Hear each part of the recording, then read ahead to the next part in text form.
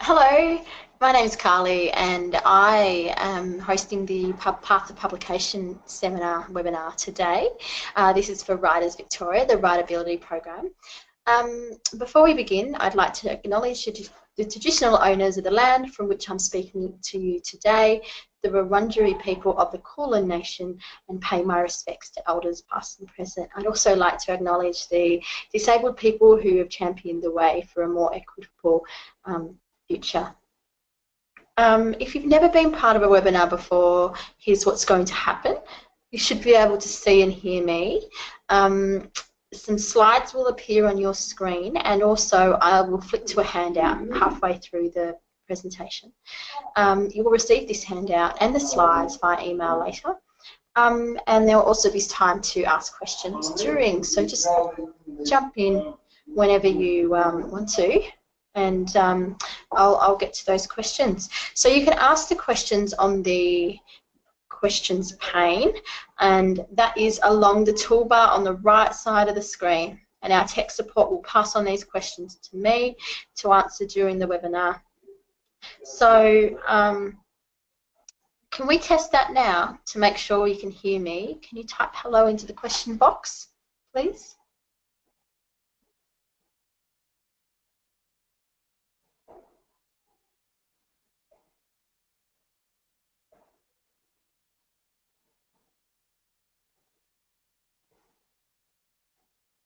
Hello.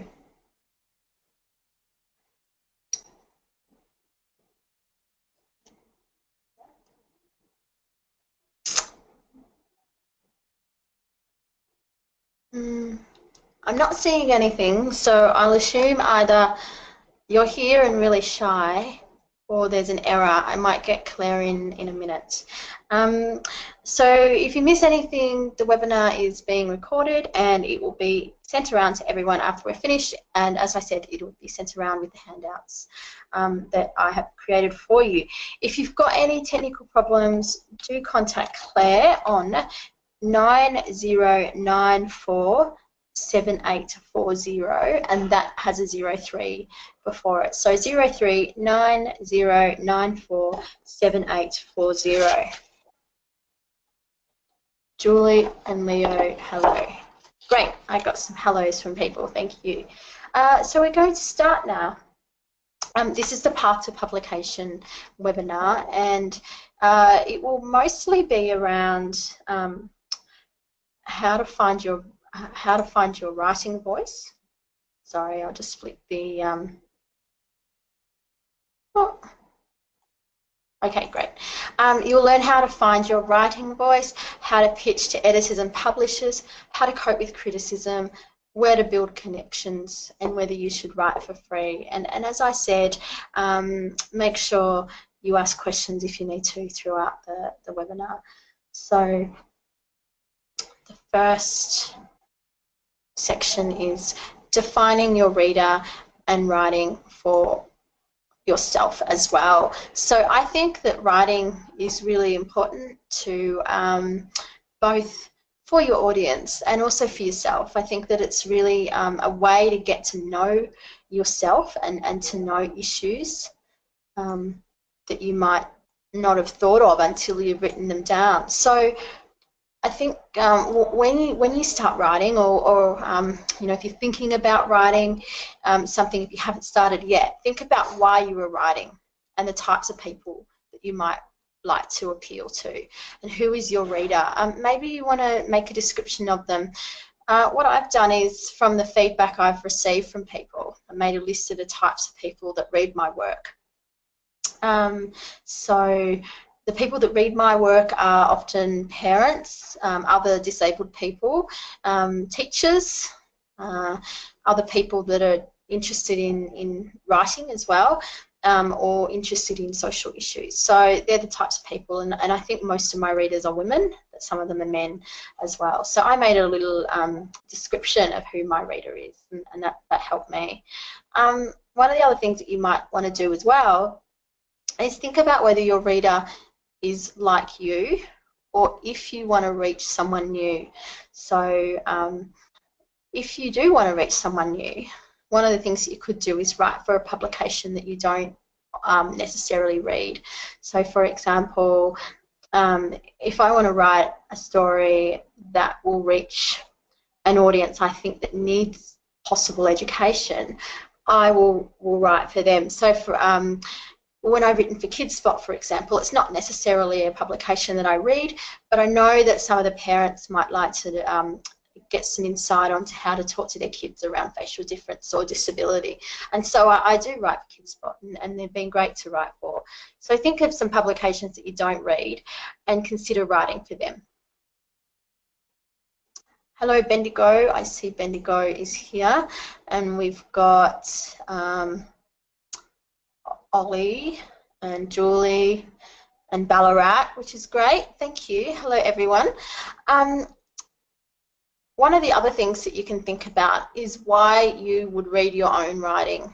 Is it because you've got something interesting to say? Is it because the words flow really well? Is it because you enjoy it, that it's a new perspective on something? So have a think about why you want to read your own writing. And after this session, what you can do is go and make a list from some of these points that I've mentioned and really think about it. I've often written for, I like to think that I write for myself more than an audience, only because it gets to, I feel like I get to know me and get to know wider issues as well. And as I said, writing for yourself also means that you are writing for you. So I think writing is a really great way of reading more, because so often you reference things in your writing, and also figuring out an issue. Sometimes I sit down to write and I have one thing in mind and I come to write something totally different. Has anyone felt that way when they've written? You want to type if you have or not?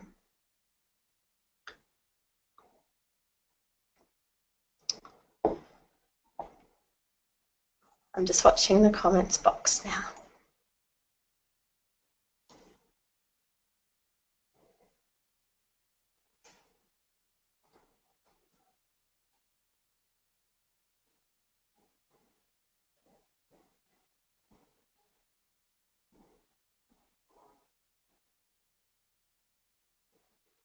All right, I might move on to the next slide if no one has anything, but feel free to jump in, as I said.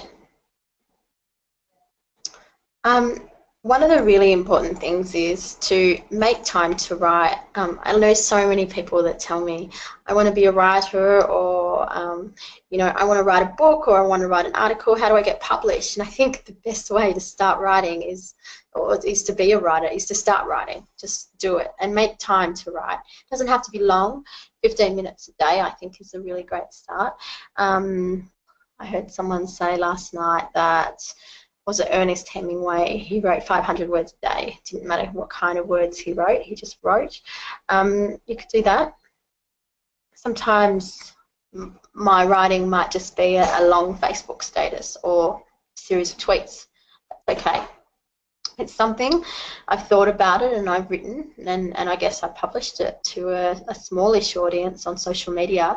So that's 15 minutes for me. But then other times it might be, you know, writing nearly the whole day, and that's good. So set aside some time to write. It might be the first thing you do in the morning, or the last thing you do at night, or in your lunch break, or you know, if you catch public transport, if you've got long rides, long commutes perhaps to the city, you can write there. Maybe take a notebook or an iPad or something. I write a lot on my phone, on the train and the plane. So that's really useful. But just start little and build into bigger increments as well. Does anyone have any questions?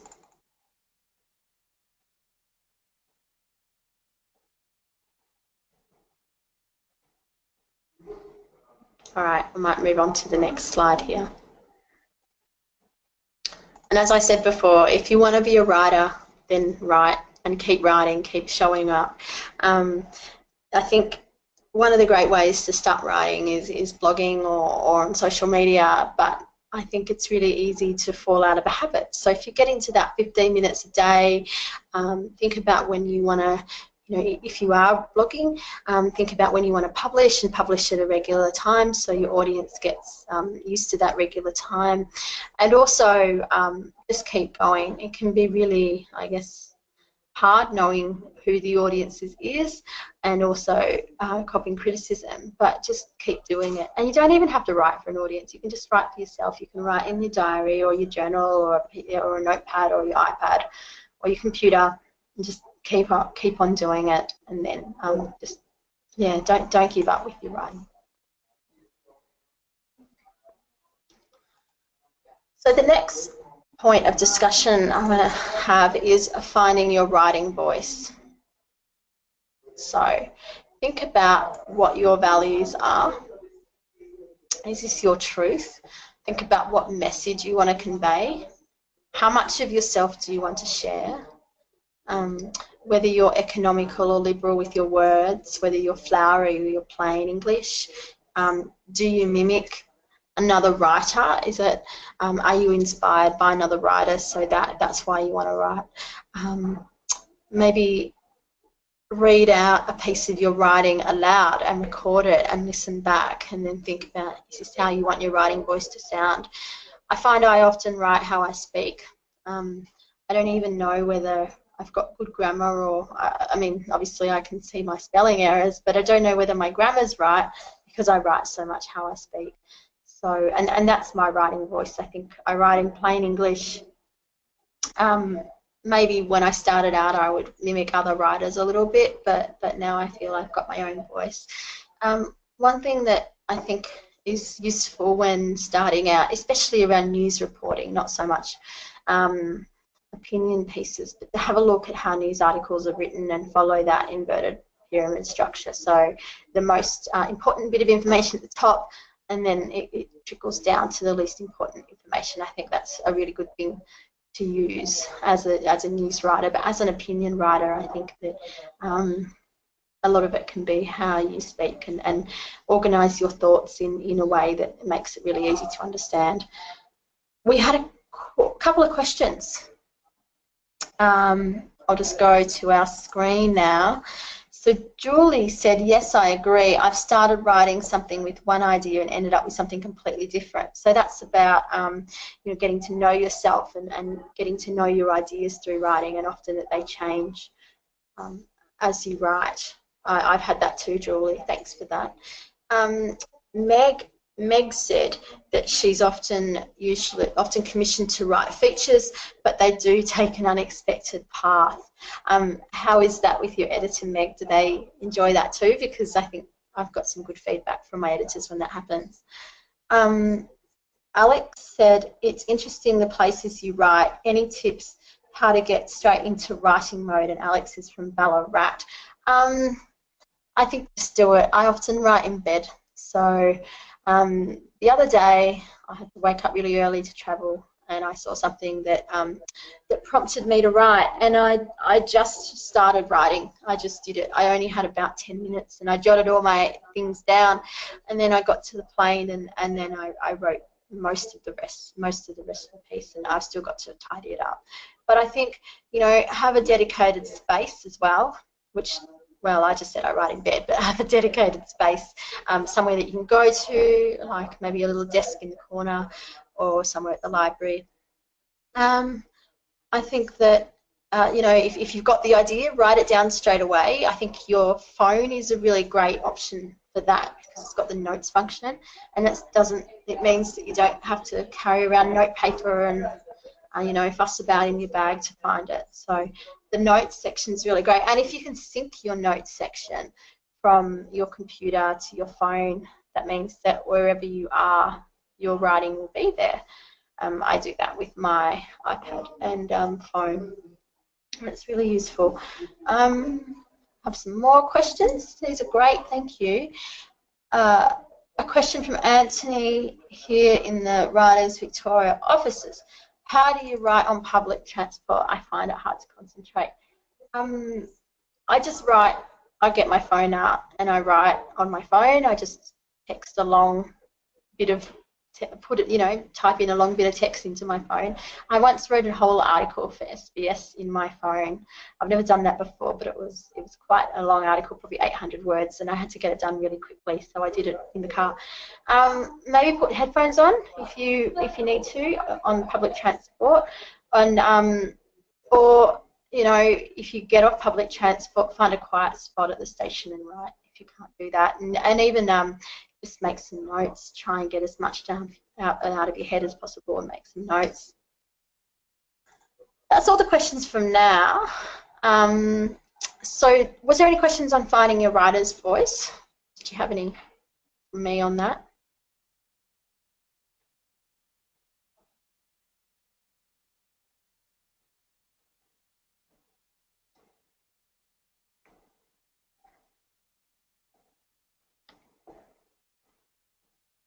All right, I'll go on to the next one and then I'll answer your questions soon. So this bit is about the personal being political. So as a disabled person, I find that most things that I write relate to my experience with disability. And I think that it's really important for diverse voices to be heard, to be made space for, and that we should tell our own stories so readers can learn about the other.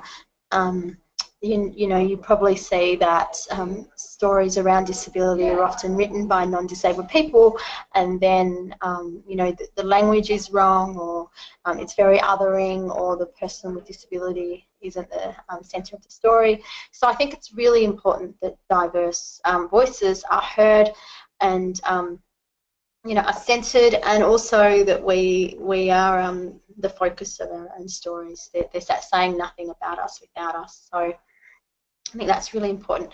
And also, I'll talk a little bit about this later, but I think it's also important that that when we write our stories and tell our stories, we're paid for that, because so often we're not, and it's just assumed that we'll be waiting around for this opportunity to come and we'll love the exposure. But if we're writing for the media, it's really important that our voices are heard and are paid for, just like other people's voices. There's a couple of questions, more questions. Lots coming through. Okay, Carly, do people have their own different writing routines and rhythms? That's from Lyndall. I think so, yeah. Like, I know people that would stay up late into the night to do it. I tend to just do it in daylight, but at night as well, probably until 10 o'clock. It's very rare that I do it past that time. But I know people that will write for 8 hours all day, and that's not something I can do. When I was writing my book draft recently, I used to work from a studio for the last month, which was really useful, and I'd probably do around 5 good hours of writing, but it would never be like a standard work day. That was a bit much. I've heard that other people can work from anywhere. They can take holidays and work from the beach and stuff on their laptop. I probably prefer to be on holidays, but I think different things work for different people. Alex said, it's inspiring to hear you say you write as you speak. I feel the same. That way it's in your own voice. That's from Tully. Yeah, I agree. I think that it adds to some authenticity, and sometimes I feel that some writing is so convoluted that it's hard to get the message, it's hard to receive the message. So I think it's a really good thing when writers write in our own kind of speaking voice. Lyndall in Bendigo, from Bendigo Group, Debbie says, I write to vent. Yeah, I think that's a really good point, Debbie. I think that it's really good to be able to write that kind of negative feeling or angry feeling out, and then maybe put it out to an audience or not show anyone, and then be done with it. But I think sometimes when you write Facebook statuses that are venting, they're really useful for then building upon for a wider article, a bigger article as well. So venting is always good. So Bendigo Lyndall said, I find different stories and different characters sometimes demand a different voice. And that's, I guess, when you're writing fiction, Lyndall. I feel very ill-equipped to write fiction and admire those who can. So well done to you. Alex says that I email ideas to myself. Yep, me too. Send a lot of ideas. From Andrew in Ballarat, are you disciplined when writing? Yes-ish. I think it's really easy to get distracted from social media. When I started writing in this studio, there were a couple of days when I didn't have the Wi-Fi, and I was really productive, and then I got the Wi-Fi and I wasn't so productive. Sometimes when you have to research something, you just you know, fall into this rabbit hole of researching something and then finding a YouTube video that you really liked and then finding the whole back catalogue of your favourite band or something. So that's not very productive. But yeah, I think it's important to be disciplined. But I guess in a different way to a traditional job as well. I've got different demands to meet, and so might you. You know, I think, you know, the news cycle, it turns over so quickly that you have to be disciplined if you want to get an article to an editor that's relevant and timely. So that's really important. I make a lot of lists. More questions. These are great. Thank you. Meg asks, how much, can you tell us a bit more about how you decide how much of yourself to share? Yep. So I, from an early points in my writing life. So I've been writing on my blog on this blog for about 8 years, and but before that I used to dabble in blogging as well. I had an idea when I worked full-time for a government agency I wouldn't mention my day job much, and I didn't.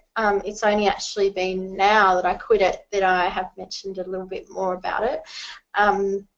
I also ask permission from most people that I write about if I can share some of their stuff, if it's about their story. I also, I guess, I want to put my best self online, because a lot of the writing's online, and I remember it can be anywhere. You know, the writing can reach anywhere. It can end up on Reddit, as I have been had the unfortunate experience of. So there's that. I probably share more of myself now, but I'm also, I probably share more of my personal self, but I'm more restrained in some of my ideas because as I get more of a profile, which I don't feel comfortable with always, it can be really hard to have to justify decisions and respond to comments and criticism when sometimes I've just written the thing and I want to put it out there and that's it. I don't want to have to continue having the conversation. So, yeah, I think if it meets my values, the level of stuff I put out, then that's okay. Writers Victoria said, sorry there's been a delay in questions coming through. If any have been missed, feel free to resend. From Bernadette in Ballarat. Does personal political include writing submissions to government departments to effect change? Yes, I think it does. I think that the more personal stories people hear of how government policy or a decision affects them, the more likely they will listen and see that, you know, real people are being affected. So yeah, I think that that's definitely personal and political. And when I do talk political, not so much in the government sense, but about political statements and acts of defiance. So, unanimous agreement from Lyndall and Bendigo on writing in a natural voice. Great. Meg asks, have I got any tips for exercising discipline and also for establishing a routine? I've covered that a little bit before, but I think making lists are really good, using a calendar to block out time, and also just taking some time out from it as well, not doing it every day if you don't want to, making sure that you get enough rest and telling, and I'll talk a bit about this later, but telling people that you're writing, it can be really tiring. You need to take some self-care as well. I think, like I said, I find my best tools are the phone and iPad and computer, but you might find a notepad's really useful as well. So what works for me might not work for other people, but I think that once you find your rhythm and get started, just keeping that. I guess it's a bit like exercising. When you constantly do it, you become used to it, and you learn to enjoy it a bit more as well. Another question. You mentioned news cycle being so fast. If you have a longer reflective piece about an event which takes a long time to write, how would you go about sharing if the news has moved on? That's from Leo. That's a good question.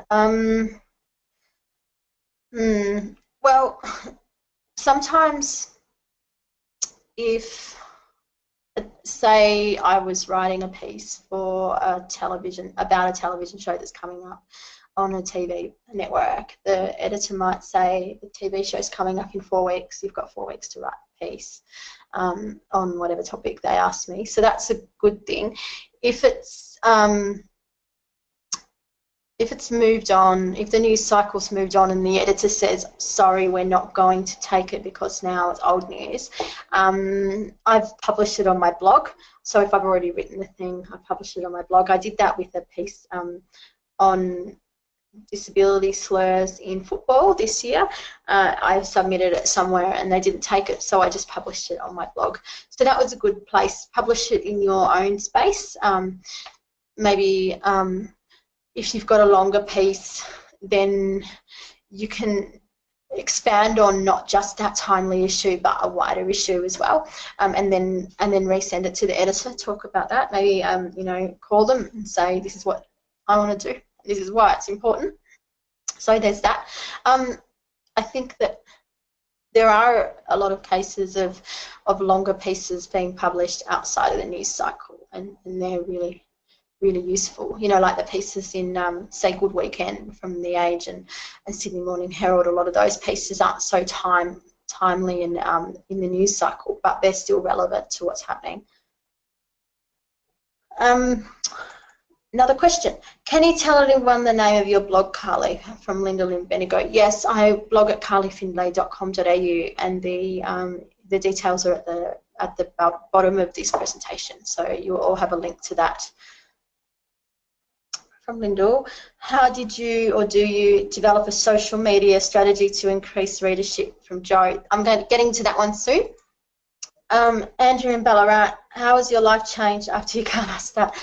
Lots of people recognise me, and I get a few more speaking opportunities and more opportunities on the ABC, which has been great.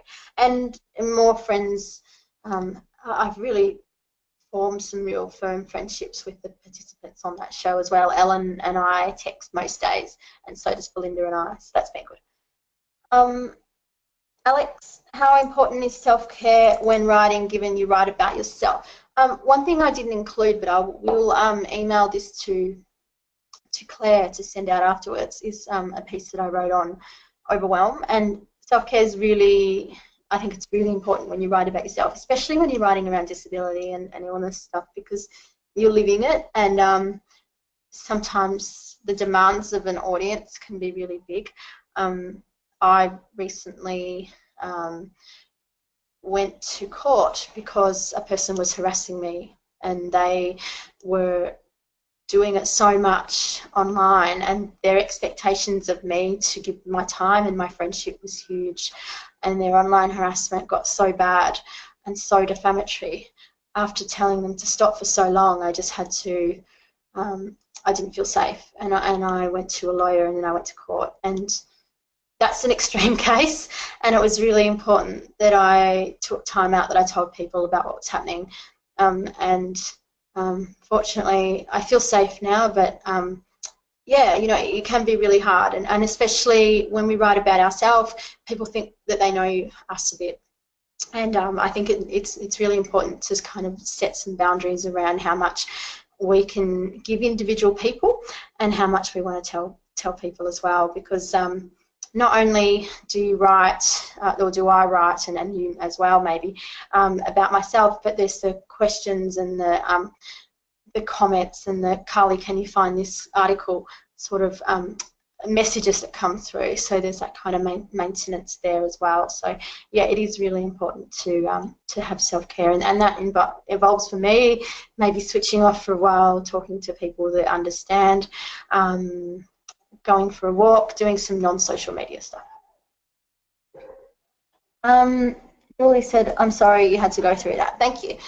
So I'm going to move on to the next one now, and these are some quotes. So Jackie Brown, who you may know, she's pretty great. She said, there is power in minorities telling their own stories. That is one of the things that really changes things in society. And Jack said that for Writers Victoria a few years ago. And I have linked to her quote there, which you can read in a broader article. And again, as I said, the personal is political, and there is power in minorities telling our stories. The next quote is from Michelle Rodger, and Michelle said, it took meeting some incredible disability advocates to point me towards a different way of looking at myself, at both disability and illness, and in turn myself. So again, as I said, sometimes writing for someone else means that you're writing for yourself as well, and you get to know you, and you also get to know wider issues. Michelle says, I read their words. I availed myself of the wealth of information available on the internet. I read and I listen again and again and again. I did and continue to do the work. I still don't get it right, and I still struggle with certain concepts, but I don't turn away. We are a diverse group with diverse experiences and beliefs, and it's a lot to process. Ideas around intersectionality have also come to the fore in recent years. It's a lot to unpack and learn, but again, I read and I listen, because I want to be my own ally and an ally to others in the community. So that was Michelle on writing and how much it can impact herself and the community. Again, the personal is political. Disabled Writers is an initiative started by S.E. Smith in America, and you can all register yourself on there if you like. And Disabled Writers allows editors and other people from the media to approach actually disabled people. As I said, it's really important that we continue to tell our own stories. So Disabled Writers on their website says, when disability coverage appears in the media, it's often developed for non-disabled people by non-disabled people. 20% of the population, which includes media consumers and creators, is disabled, and it's important to put disabled people in charge of their own narratives. Hiring disabled writers will improve the breadth and depth of your coverage, and talking to disabled people as sources for your stories will improve the quality of your reporting. And again, that's the personal and political, and also, as someone said before, you know, writing to government to change things. This is a really good example of how that could be. Hiring disabled writers will improve the breadth and the depth of your coverage. So, next, how to pitch to the media. I'll just check if there's any other questions. Lyndall from Bendigo, and although minorities telling their own stories, these stories can be part of mainstream and move away from the margins. Yeah, that's exactly right. I think it's really important that you know, we continue telling them, even on our own platforms, they can become part of the mainstream. I'm always amazed when my tweets are picked up by the media, you know, something I think is innocuous. The other day I tweeted about Dylan Alcott. He is a Paralympian and he was at the Melbourne Cup, and there was a really small segment on the project around someone, I don't know, some guy went onto the project, and they showed a clip of Dylan being carried in his wheelchair up some stairs, and I said, if Dylan's not even able to get around, he's a Paralympian and an ambassador, how are other disabled people able to get around? And then the media contacted me about that tweet. So I think that you know, the power of social media, and I'll talk about this soon, is really, really important to get your voice out there, to get minority voices out there. So this is how to pitch to the media. I think I've been doing it for a few years, probably writing a lot for, like, as in putting in a concerted effort for the media for about 4 years now, but I have been writing for the media for 7. I've been really trying to hone my pitches for about 4 years. So I think that a really good way of doing it is to maybe write the piece, or at least formulate the ideas and the plan for your article, and email an editor to say, hi, I wrote this about this issue, person or thing, or fun thing or bad thing. Would you like to publish it on your website? I think it suits your publication because I could edit it so it looks like this, and thanks so much. So yeah, my pitches are always really simple. Often I've written the thing and then I'll just send it on. One of the ways that you can find editors is look on Twitter. They've often got their email, or you can DM them on Twitter. That's a really big way that I found them. And as I mentioned before, it's really important to have an online presence. So not only are you showing up in writing, but you're showing up to an audience. So not only are you writing every day regularly, but you are you're showing up to your audience. Sorry, I'm just trying to find my my notes on my iPad now. Okay, so it really helps editors to find you if you have an online presence. And again, it really helps the audience to find you as well. So the main way that my audience will find me if I've written a blog is through my Facebook page. Twitter and Instagram are great as well, but most of the audience comes from Facebook. I do recommend starting a blog. I would say that to every new writer. Start a blog. It's your own space on the internet where you can write your own stuff. And as I said before, is if an editor doesn't pick up your work, then you know, put it on your blog. You can do that, and that's a really good place to write. One of the things that a blog shows, it shows that you can show up. It shows that you can commit to writing. It shows that you can hone ideas, refine ideas, and also that you can respond to an audience. So, you know, you can respond to comments. You can take those comments and turn them into a blog post if you like. And you can manage difficult commenters at times. One thing is really important, to share the links to your writing, if it's a blog or if it's a news article, on social media. You can create a public Facebook page just for your writing, or make your personal profiles post public. You can set up a Twitter account. I think Twitter is a really great way to interact and find different groups really specifically through hashtags. You can join relevant Facebook groups. So ones to look up are Federation of Disabled Bloggers, Disabled and Chronically Ill Writers, and the Disability Visibility Project. They're all really useful for sharing writing. Meg says, oh, hang on, sorry. Alex says, are there any media outlets that you found are more or less welcoming of pitches from writers with disability? Yes, I really love writing for Daily Life. I've been writing for them for about 4 years, and they've been excellent. They aren't taking as many commissions now because of budget cuts, but if you can get in, they're really great. The editor is Jenny Noyes, and you can find her on Twitter. SBS have been excellent as well, SBS Life. ABC has been really good, and News Limited, news.com.au has been really good for me. I have found that a certain rather large women's website that has the same name as an ABBA song, they have been reluctant to pay, and when I've called them out, they haven't responded.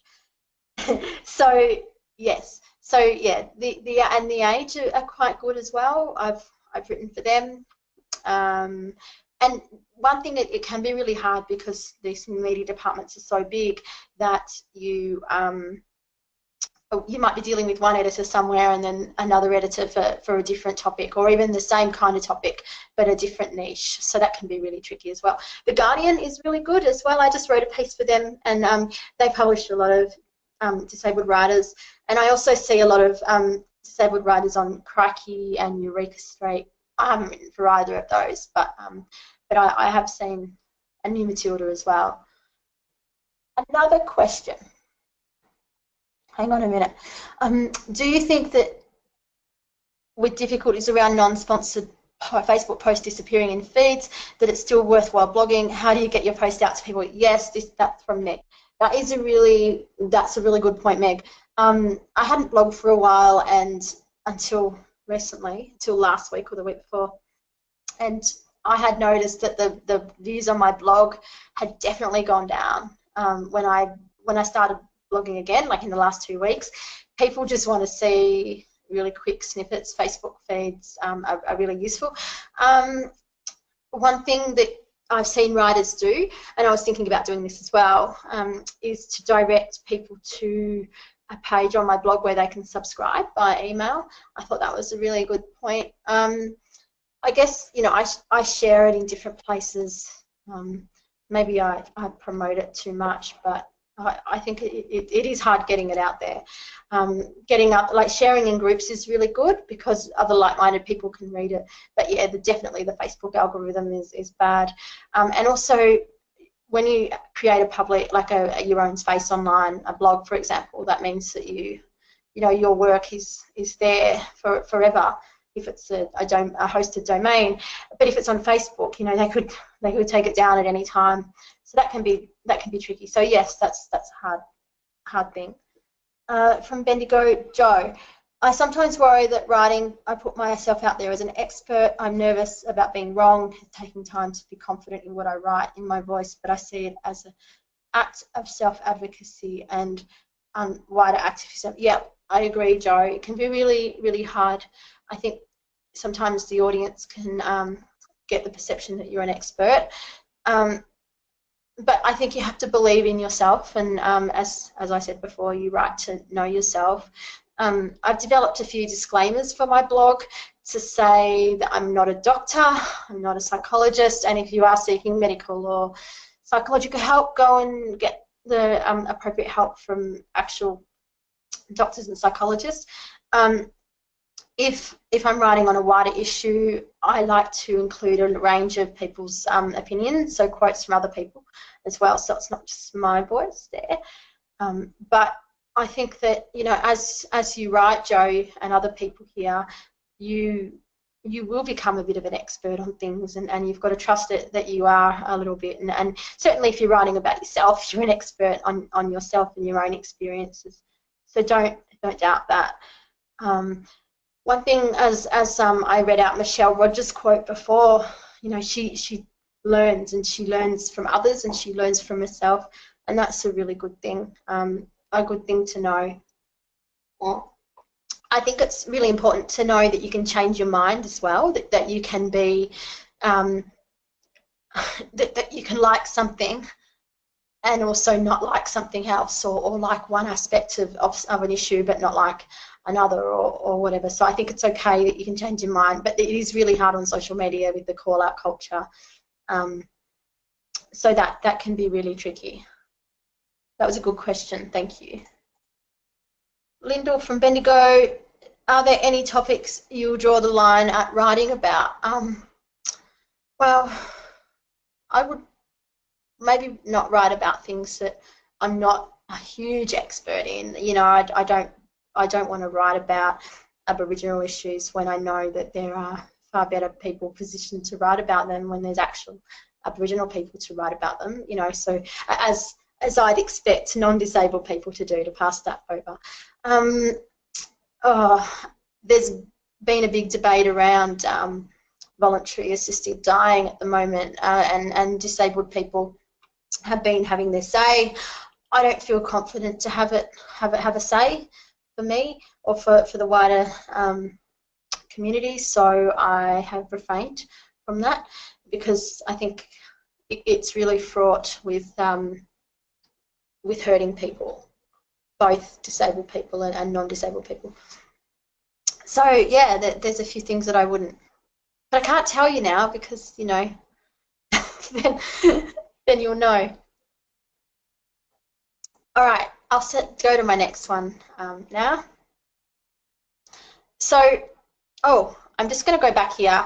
So back to this, I've actually got a handout for you, and I'll put it onto the screen really briefly. And then I had this made for another program that I did, and this is around pitching. So and it's specifically around having a blog and taking your blog to the media and beyond. So you can use that as a resource at the end of this session if you like.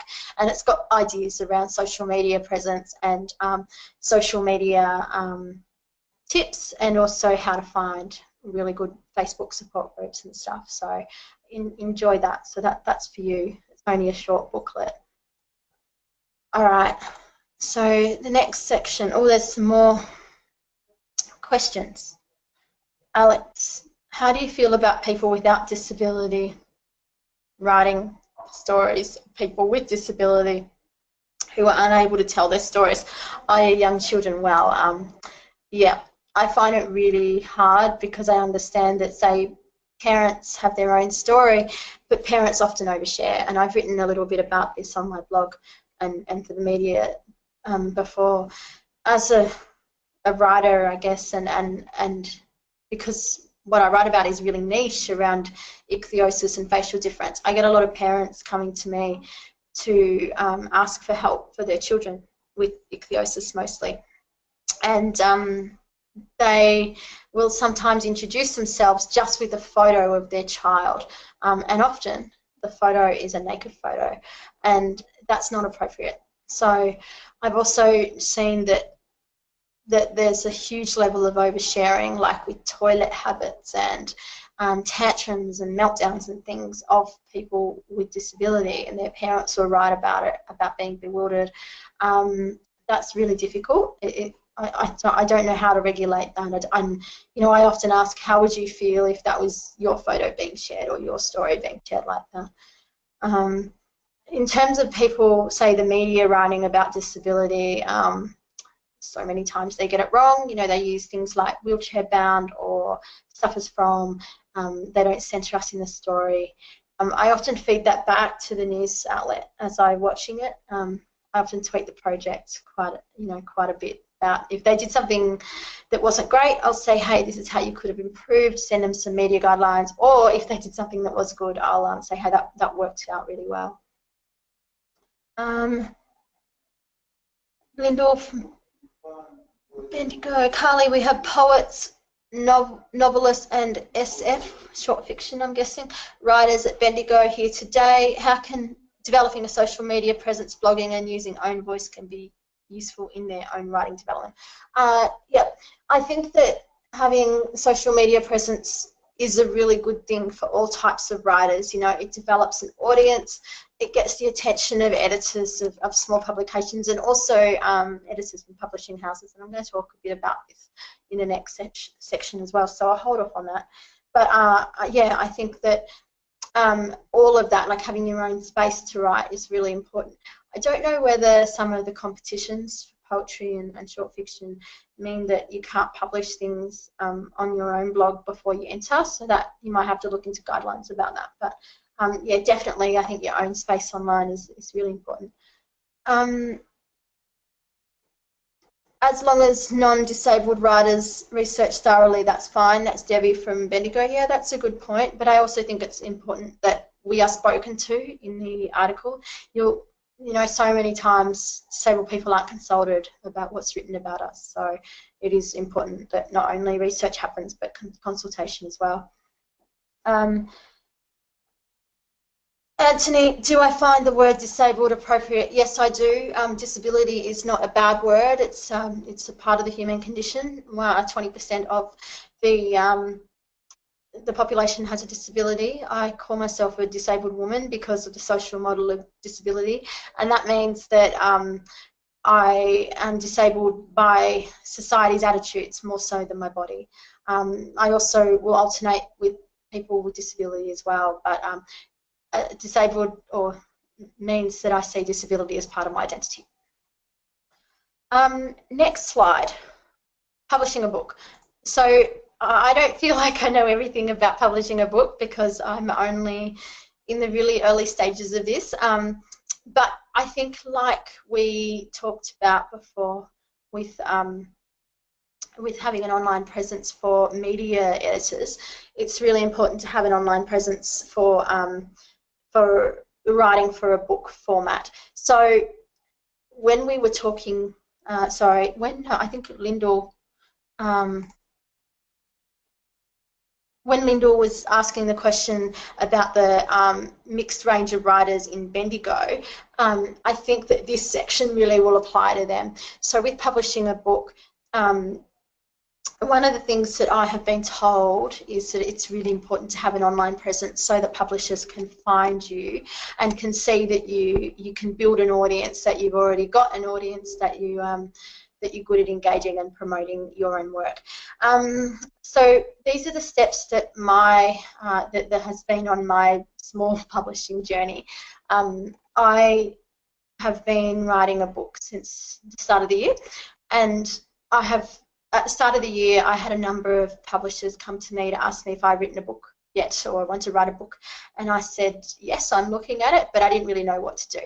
And I went to a really great session last year at the Writers Victoria, run by Writers Victoria at Wheeler Centre, called Diverse Women Writers.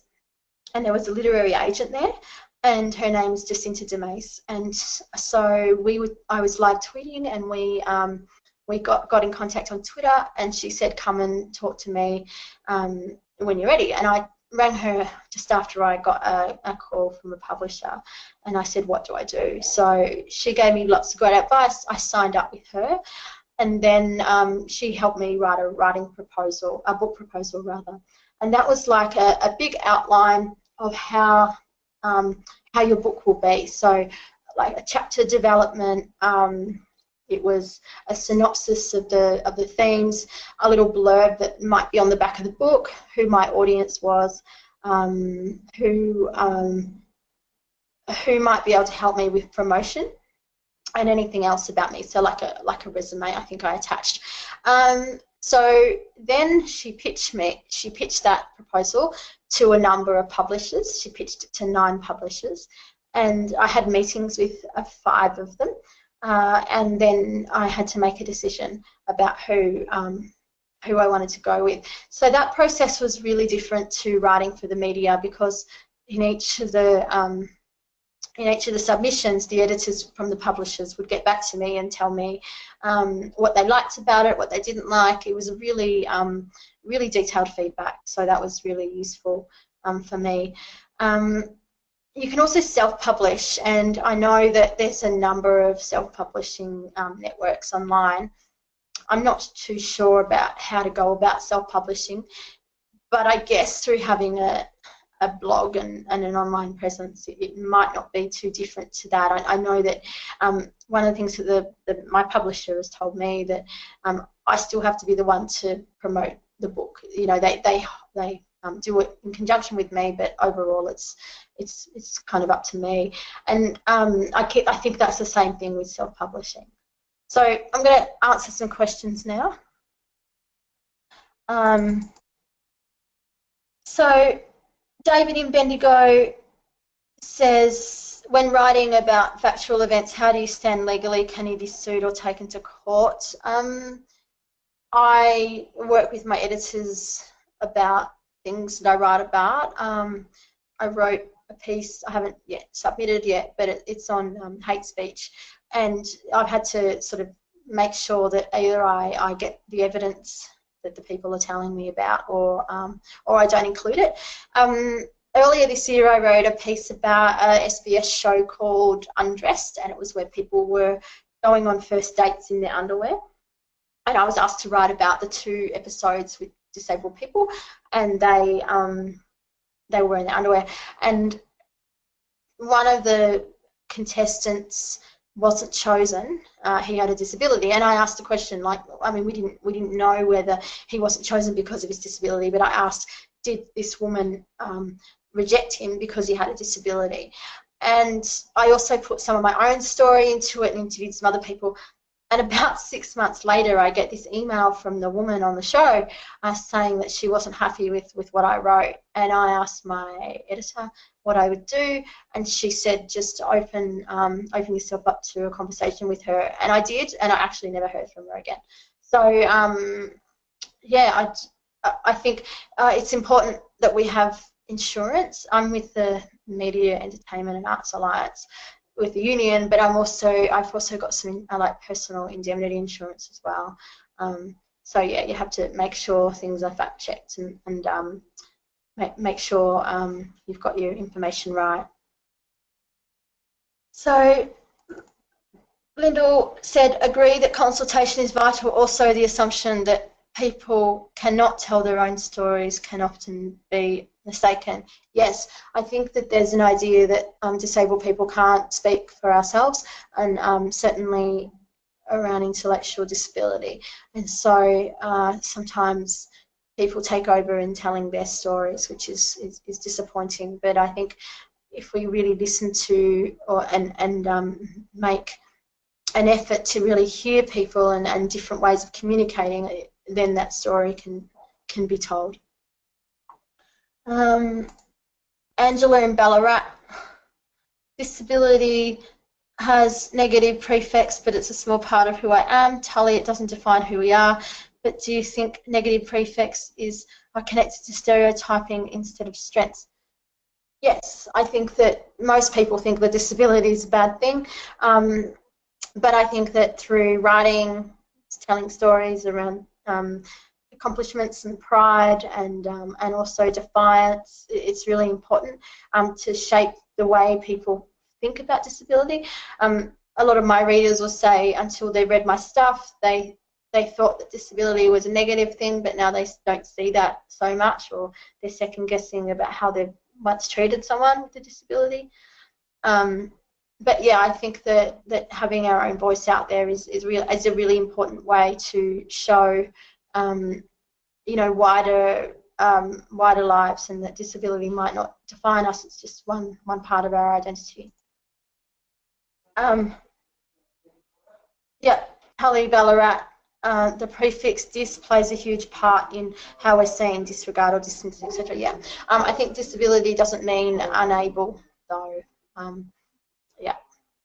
So I'm going to talk now about trolling.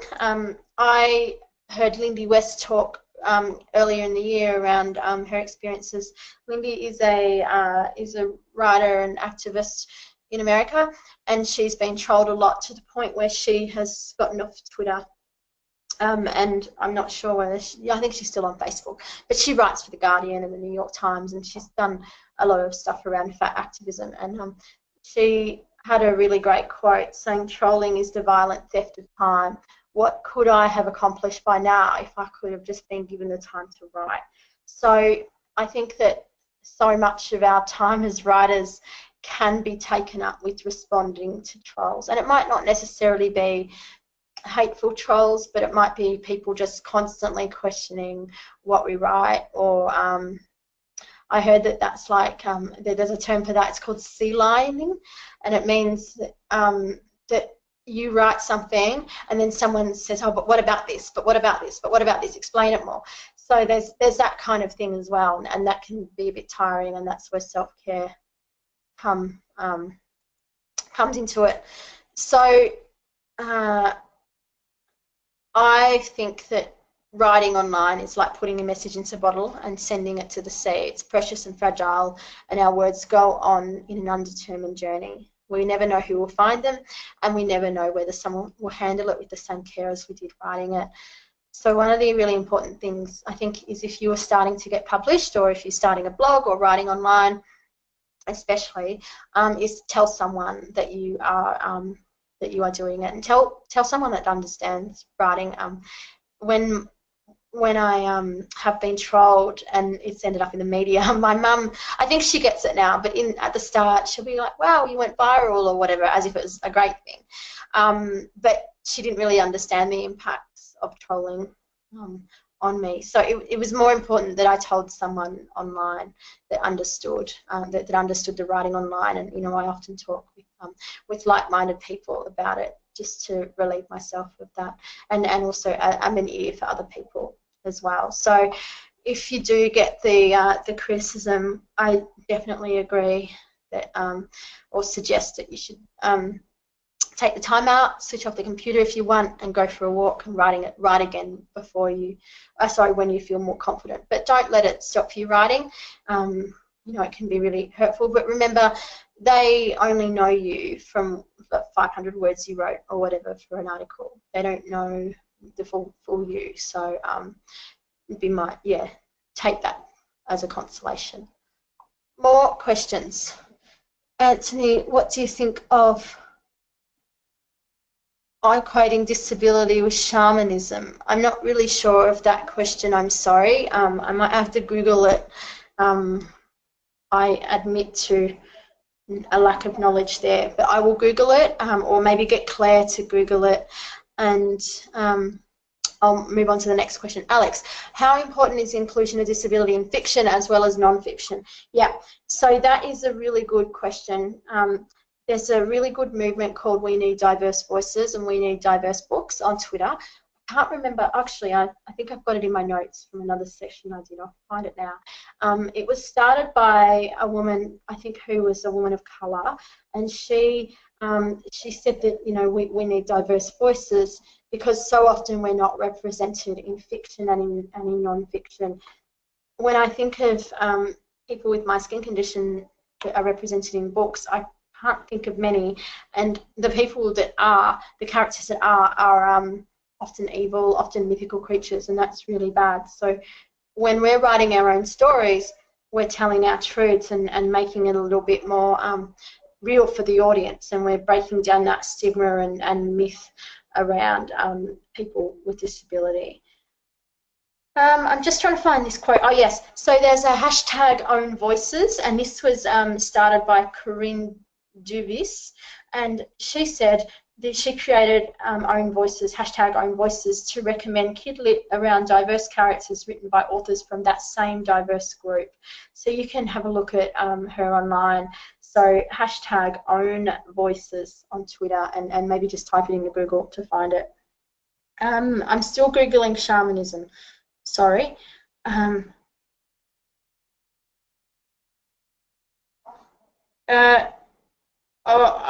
So shamanism is a practice that involves a practitioner reaching altered states of consciousness in order to perceive and interact with the spirit world and channel these transcendental, maybe, energies into this world. I have no idea. I'm sorry. I'm not a spiritual or religious person, and I can't answer that. Alex, how important? Oh yeah, that was that question. Okay. So does anyone have any questions on trolling? So ask your questions and then I'll talk about should you work for free. So I talked about this before. So many outlets feel that we shouldn't be paid for our work, and that's really disappointing. For me, for me, it's mostly been disability outlets and organisations that have asked me to work for free, which is most disappointing because they should be fighting for our rights and ensuring we are paid. But there has certainly been media outlets that expect writing for free as well. So here are some of my thoughts on working for free. Write on your own blog for free. It gives you experience, it builds an audience, all of that stuff. I think Clem Ford said it's like an apprenticeship before you start writing for the media, and I agree. You know, if I can't place an article because it's not timely with the news or it's missed the news cycle, then I put it on my blog. You know, write on other people's blogs for free. Do that kind of blog link up where people are, you know, sharing topics and similar ideas. I think that's a really good thing. Write for charity. I guess if it's charity from the outset, and you know that it's that. I know people that have written for causes like Are You OK Day. I've done some stuff for Love Your Sister. You know, I've done that. Think about what's in it for you. How will writing for free benefit you in the long run? Are they going to promote your social media handles, or are they going to share your blog on their page? One thing that I do quite regularly is do some radio work with Claire Bowditch, and I don't get paid for that. That's on the ABC, but she will mention my work, my blog, and they will tag me in on social media, and I really like doing that. The paid work allows me to do that, allows me to take an hour out a fortnight to do that, which is great. And sometimes I get some tickets to shows because I have to review them. But if it wasn't for the paid work, then I couldn't do that, I don't think. So think about what's in it for you. How will it benefit you? Will it boost your social media career or career profile? I think so many times disabled people are offered exposure. Well, lots of artists, lots of types of artists, not just disabled artists, but we're offered exposure, and that doesn't pay the rent. But if it boosts your social media profile, will it lead to other things? I did a talk at a conference recently, probably in the middle of the year, and from that I got and that was unpaid, but it was to 1,500 people, and I got two paid opportunities since, which has been really great. So think about, if you write for free, will it boost your social media profile?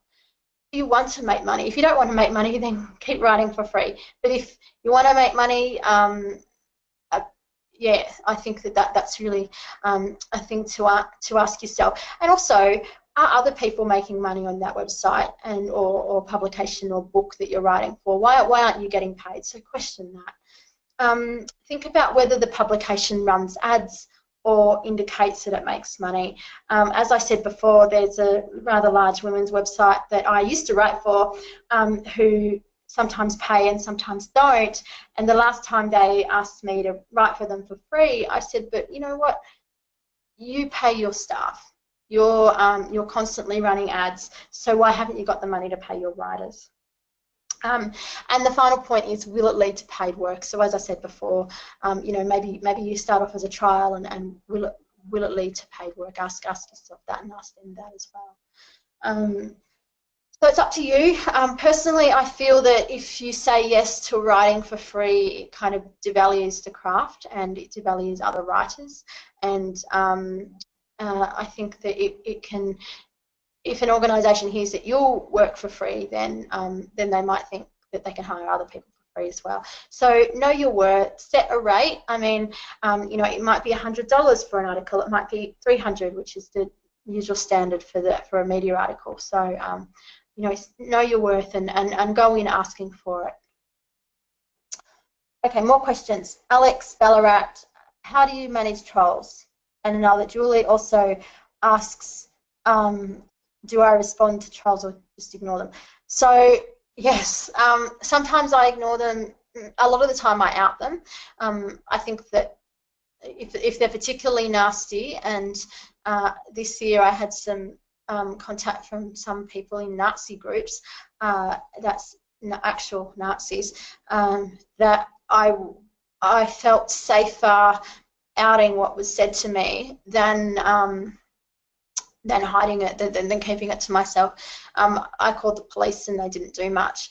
So yes, I responded in a way that I made the comment public. There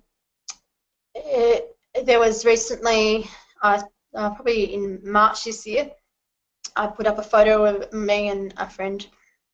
We both have facial differences, and a young person in America, I think, typed on my Instagram, go and fix your faces and get plastic surgery and then take another photo, one that looks better. And I screenshot that and I outed them on my Instagram. I shared it. I don't think that he expected that, and he's kind of saying, oh, but I'm a nice guy, I didn't mean it.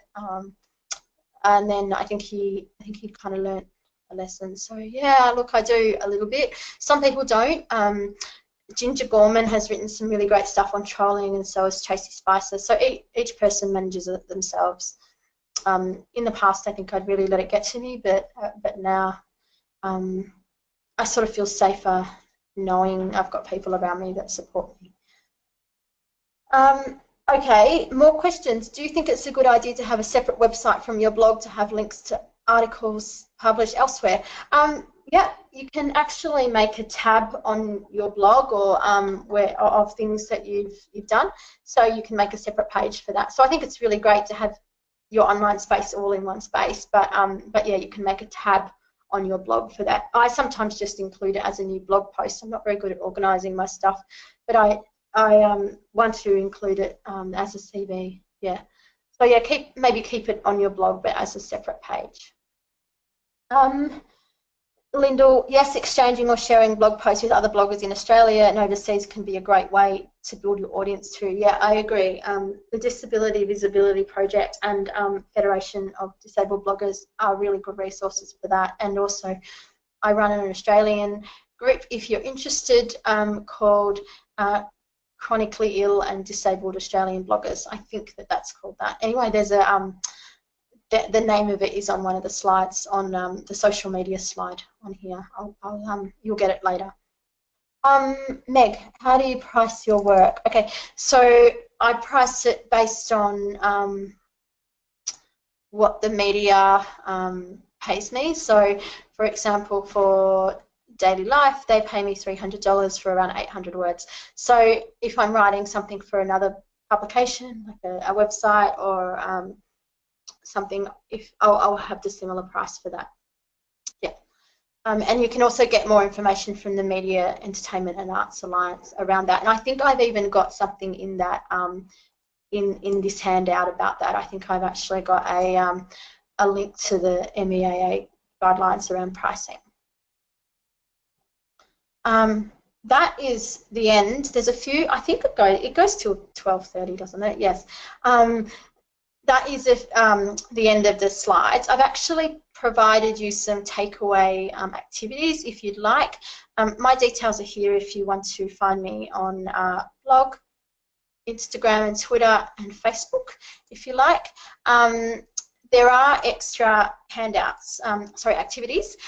So there are how has your writing helped you and a reader, finding your writing voice, the personal and political. So when you go away from here, you can do those activities if you like. Do you have any more questions? Oh, thanks, Meg. This has been awesome. Thank you. Do you have any more questions for me before we go? We've got a couple more minutes. I'm just going to have a drink of water. Thank you, Ollie.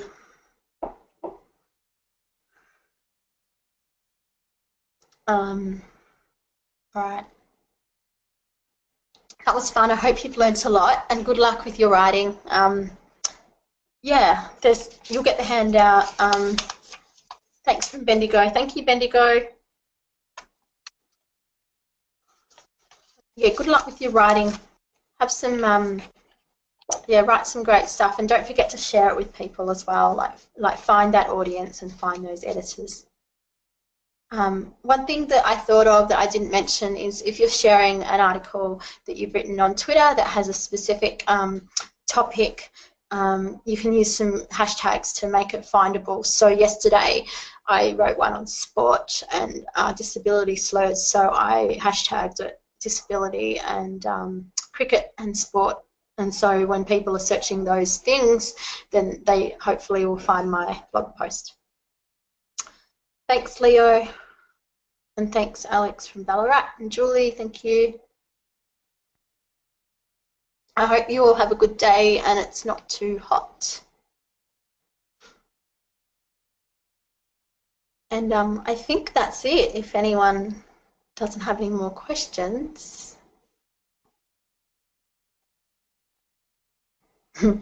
Thanks, Leo.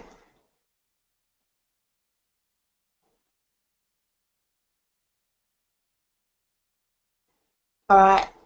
Claire said thanks, everyone. All right, we're signing off now. Thank you. Bye.